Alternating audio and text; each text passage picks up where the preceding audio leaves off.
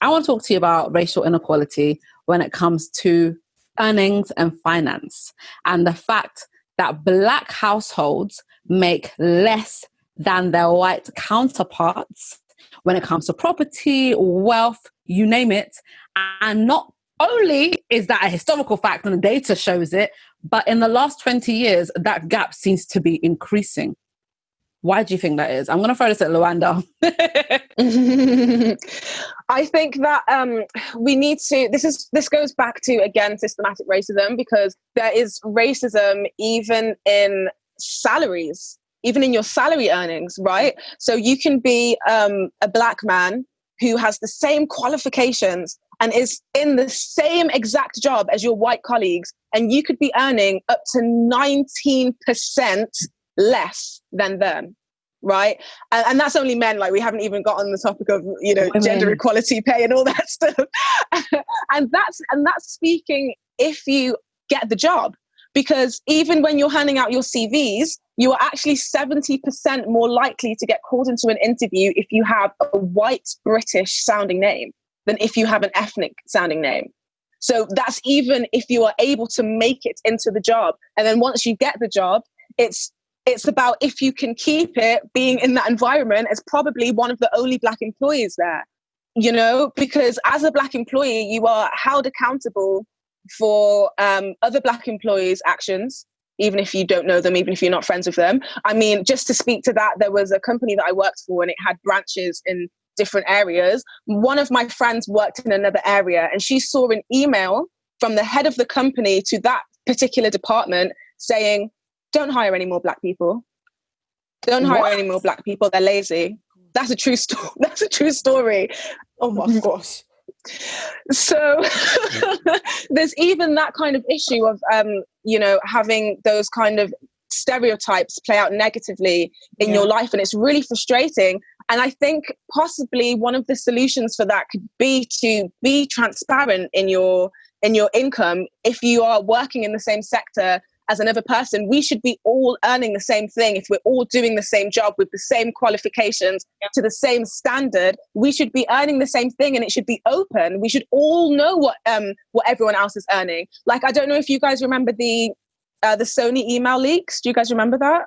Which was in So in stuff, right? I think it was about 2015. I think when Sony's emails got hacked and a couple of them were leaked. And all of these big named top earning celebrities realized that they weren't getting paid as much as their male counterparts. Okay. So I'm talking about like Jennifer Lawrence versus Bradley Cooper, she's getting paid less. Charlize Theron did a film called The Huntsman, which, you know, the Snow White sequel with Chris Hemsworth. And she was the main character in that film. I don't care what anyone says.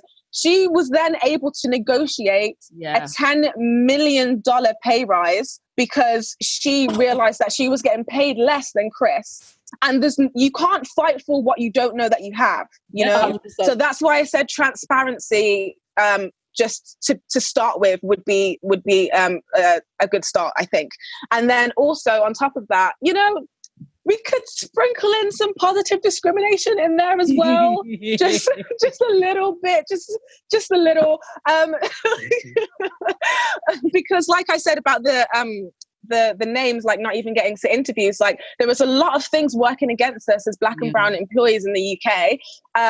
Although there was a case of a police force who were trying to hire a new constable, and there was a white male who went for the job and did not get the job because the person who was hiring was trying to practice positive discrimination.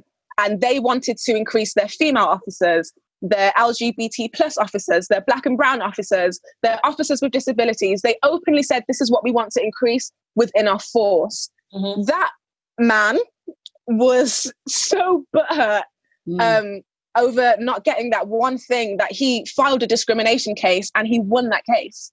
What? Despite the fact he won the case. Wait, he didn't win. I know. That is actually... Despite the fact that the world is your oyster, despite the fact that people from marginalized communities are disenfranchised every single day of our lives, and when we try to talk about it, we're made fun of, we're gaslighted, we're told to pull ourselves up by bootstraps that don't exist. So it really speaks to how you can live in the same world but live in two different lives, right? Because with us, I don't want to speak for everyone, but me personally, I am more used to discrimination than I am to being treated equally. And that man is so used to, having all doors open and walking through them. Yeah, exactly. That you felt so entitled to that job, like not even thinking about, okay, maybe if a person from a marginalized community has the exact same qualifications than me and is going to do the job just as good, maybe we should look at trying to like even the scales a little bit, I understand what you're saying, but I think in that example that you gave, if the person, like what that hiring person did from HR is like illegal. Like you cannot say to somebody, and I haven't read the article, so I'm only going on what it is that you've said, but you can't say to someone in the interview or whatever, you're not getting the job because you're white. They didn't. So what, because for me, in terms of that claim, like if it was the other way around and they said you found out you didn't get it because you had a disability, or you didn't find out because you got it because you were black, like we would be incensed. Like I agree. Sophie, I'm going to jump in real quick. Yeah. I'm going to let you finish, but here's the thing, Sophie. Don't forget. All right, Kanye, I'm going to let you finish. How many of us don't get jobs just based on the fact that our names are ethnic? And Listen. we don't even have the proof. And even when we do have the proof and we try and say something about it, we're told, well, how do you know for sure? No, that wasn't. We're always like, I don't want to swear, but we'll always be BS. We get given some BS answer. So that stuff happens to us all the time. Do you know what I mean? So the fact that he had the audacity to push it that far, bruv, do you know how many jobs that I don't even know that I didn't get because of my surname? But if I had concrete proof and I went to try and sue, do you think my case is getting heard? Please. I think I'll let you finish. If that's the case, then the HR person shouldn't have given him concrete proof. Like, because for me, the only way that we uphold the law is if we say that we're all accountable to the law. And that's the issue that we're having at the moment, in my opinion. When we're talking about Black Lives Matter, we're saying Black people are not given the same opportunities under the law.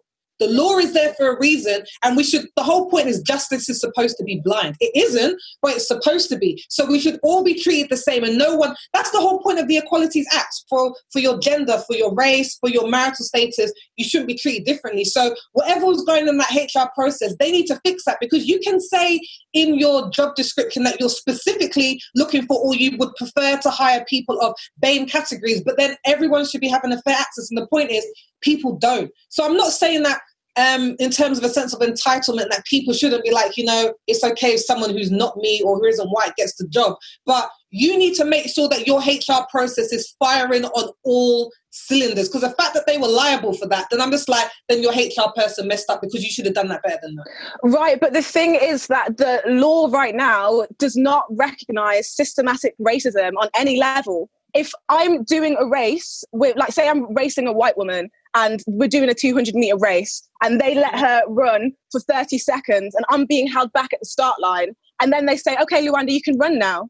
That's not a fair race. It's not fair. So because there's all these barriers in place and all of these institutions that are not designed with us in mind, we've already been held back more than 30 seconds at the start line. So I don't think it's a bad thing for people to be thinking about trying to include a more diverse roster in your company. Like that's not a bad thing. And I think it, like I said, it really speaks to the fact that you're not used to being excluded for things. I think someone said something along the lines of, I think there was a white woman who was speaking to a black man, and she said, I don't say the N-word, but what am I supposed to say to my friends who do? And he said, white people not being able to say the N-word is like the tiniest insight into what it's like being black, because we are so used to being excluded from everything, never being thought of, always being the afterthought and never the default. So people who have never had that in their whole lives, and they're like, maybe don't say the N-word even if you're singing along to your favorite Jay-Z song. They're like, what? There's a thing that I can't do? I'm so confused. My mind can't fathom the fact that I don't have access to everything. And yet we live our lives like this. And even when we try to open up these conversations, we're seen like as aggressive for being upset that we have all these accolades. Like when Boris Johnson was talking about Black Lives Matter, he was like, well, black and brown students are going to university more. So I think the problem is it's going to be fit. And I'm like, you don't understand. Meritocracy is a lie. You can have all these degrees. You can work hard in school. You can do all of these things. The thing that is stopping you is systematic racism. The thing that is stopping you is your skin and your culture. So people need to make active decisions to start reversing the patterns that we're so comfortable living in. And it starts with things like that. What I would say to that is, I don't have a problem with trying to equal the playing field. I don't have a problem with people actively going out and looking for more diverse people. For me, I'm saying you make sure that you follow the system properly. You write it into your system, write it into your policies that you're going to do it. You can't do this in an offhanded way, because things like liable suits are going to happen. For me, like, for example, there is a university there's a sixth form college in Newham, in East London, which is one of the poorest boroughs in the UK. Mm-hmm. And what they have done is they take some of the children and youths and school students who are exceptional from various different races, but mostly diverse, and they give them the support that they need in order to apply to top universities. Last year, the Metro did a thing on A-level results day and said 41 of their children got accepted into Oxbridge, and the majority of them were Bain. My thing is, put the systems in place. By trying to say, I'm not going to give the job to the white man, that doesn't change it for the whole company. What you need to do is have a strategic system of how are we going to include people, because it's not going to happen on the one here and the one there. It needs to be a systematic thing to change the racial pay gap. And it starts with not just doing things that are going to make you accountable under law. Sophie, now I agree with you, but I think back to what Luanda was saying is, the people that are in charge of these systems aren't trying to have us win.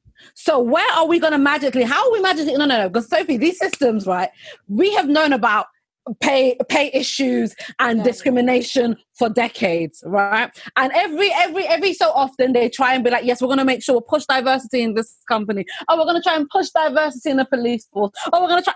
But all this BS is still happening. So how are we magically going to change this? No, but it's am I lying? These systems are supposed to be already there, but nothing's being done. So I think Linda, what exactly are you saying then? Are you saying that? So what is the alternative from trying to rework the systems? I'm saying that positive discrimination works. But positive discrimination is a system. When we put that on the CV form for like, we're looking for specific people from Bain, that is a system that has been put in place to try and do it. What I'm saying is we need to try and update, like, for example, in terms of closing the racial pay gap, we need to start thinking, they said there is a certain ceiling that people of black and brown ethnicity get to. Then we need to start looking, if that's the ceiling, we need to start giving them special training in order, so once they get that ceiling, all the support mechanisms that they need to get there, because I don't think it's everybody. But I'm saying it has to be a concerted effort to put systems. There is no other way we can do it without systems. If it's not, we're just hoping and praying.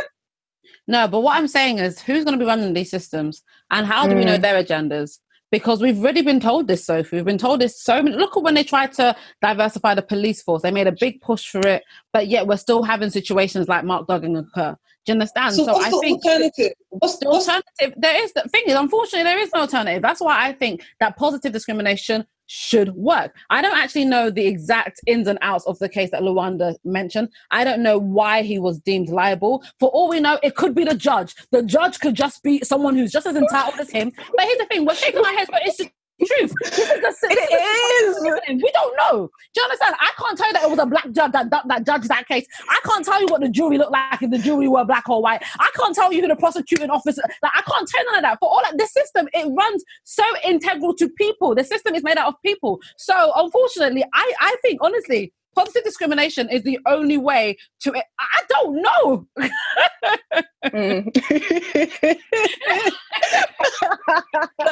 Can I just jump in? Maybe I'll cool the fires a little. I think in regards to closing this pay gap and increasing the household incomes of like BAME people or black and brown people, because I hate that word, but I think we're going to start to do it. I think mainly, this is my point, okay? In the last 20 years, the reason why I think there hasn't been much of a move is because it was still a lot of the older generation that was still in employment. And what I mean by that is either when they came from their country or have been here, they were pushed into kind of low skilled work and low income, and they weren't given the opportunity to get promotions, or they weren't educated to that level to do that job. And we now see that Black and brown people are getting educated more. Whether we're getting the jobs to match our education levels, a whole different conversation. But I think our generation's going to start to make a bit of a shift, because we're being educated more, we're a bit more entrepreneurial. Ooh, so we're creating our own kind of incomes, and I know we always talk about like Black and brown people, you know, they only kind of make money in sports and entertainment, but we're seeing a new wave of like digital content or podcasters and business people, and they're creating their own kind of financial income. And we're seeing, we are like, I don't know for you guys, but when compared to my older brothers and their sisters, when they were growing up, like, they didn't have lots of friends that had lots of money from doing things like producing on a podcast or different things like that, because none of that existed. Their friends either could make money by working in an office 9 to 5. And now we're seeing a more unconventional way of working and people reaping the benefits of that. And I don't know if that's because they get to be their own boss, so there's no person of another colour kind of discriminating them, not giving them promotions and all that kind of thing. But I think the pay gap is going, I think within the next 10 to 20 years, we're going to see the pay gap kind of decrease a little bit, because we're just in a bit more control. That's just my argument. I think we're a bit more in control than our parents were. Not to shame them, but they didn't. You know what I mean? Not to shame them, they didn't reach high enough, but for some of them, they couldn't reach high enough, you know. Whether the glass ceiling that Sophie said, But I think we're going to make the difference. That's what I think. I like that. No, I agree. And I do think that in the next 20 years, we will see a change, because as Anissa said, we are finding avenues of business, from Black-owned makeup to Black-owned clothing, workout clothing. Yeah. Like, you know what I mean? Like, we are diversifying everything. And I think in a way, that's our system, you know, the fact that we are now, I don't know, I don't want to say woke, because that's not the word I mean, but because of the internet, and because of, you know, technology, we are now waking up to the fact that, you know what, we have more power than our parents' generation may have had. We have more access than our parents' generation may have had. Now we can be writers, and we can still be in the police force. We can own our own businesses and start our own bits and pieces. So I do think in the next 20 years it'll be very interesting to see how the racial pay gap does change. Extremely interesting. Just to keep quiet, because I feel like I disagreed a lot on that one. But Really? I did disagree a lot. I disagreed a lot. I'm at you, Sophie. You were silent. Why you disagree? Is there like a 1 point, or is it like a 5 pointer? Do you know, I guess for me, I think that starting our own and doing our own thing is one thing, but I think that it's going to take I think 20 years is personally a good time scale to think about when are we next looking about this, because it's not something that's going to be happening very shortly or very quickly. Like, it's going to take an idea of like looking at, you know, where we're hiring from. Someone was talking about in sagepeople.com, it did this article and it said maybe automated CV systems, so that the computer will look at choice words that it needs in order to hire someone, so it's not somebody who has a bias, because some bias is unconscious. Some people are overtly racist. Some people don't even know, because there's also an assumption that if you're Chinese or you're Indian, a lot of the time that you're more intelligent. Again, it's a stereotype, but they might have more access to jobs because that inbuilt stereotype is there. So I think it's going to take a lot of down of building stereotypes, building systems, doing our own thing. But that's why I love you ladies, because I can disagree with you and we can still get on.